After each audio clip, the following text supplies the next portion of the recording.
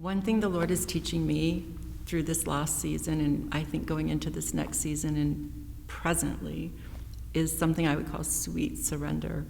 It's not really sweet when it starts, but when you start surrendering more and more and more to what the Lord is sort of inviting me to, it's this wrestle, but then at some point you give up. It's like fighting death, right? And you give up.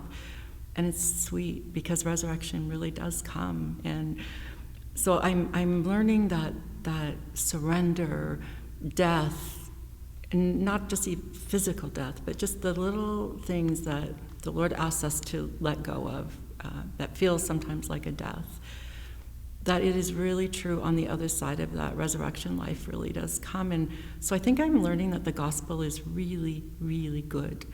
That it's painful sometimes to let go of things and to trust that there really will be resurrection on the other side of that.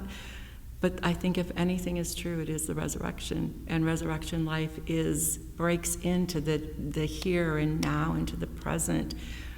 But it almost seems like there's this first step of that trusting. It's almost like, I've been thinking a lot about think again, repentance.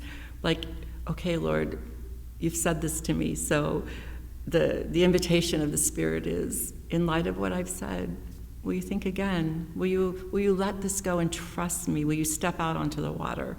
Will you let go? And even if you're in a free fall, trust that I am going to catch you. So I think in this season of my life, it has been a season of just more and more and more surrender. And at my age, I kind of thought I'd done a lot of dying and surrendering, but so I think the one thing that I'm learning is this side of the eschaton. It's going to be a process of more deeper surrender to the Lord. And when the Lord empowers and graces me to do that, it is sweet, because the resurrection life that comes, the new life that comes, the new thing that God is trying to birth in and around is very, very sweet.